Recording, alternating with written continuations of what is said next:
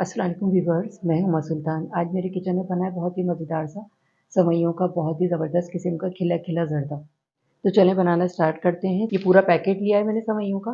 सेवइयाँ बनाना start कर रही हूँ मैं। बिस्मिल्लाहिर्रहमानिर्रहीम। पैन में 1 टेबल स्पून मैं घी डालूँगी।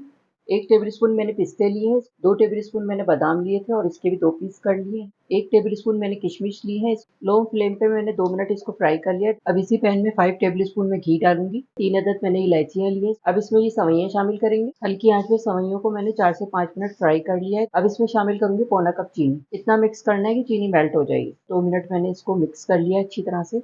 हाफ कप पानी डालेंगे इसमें।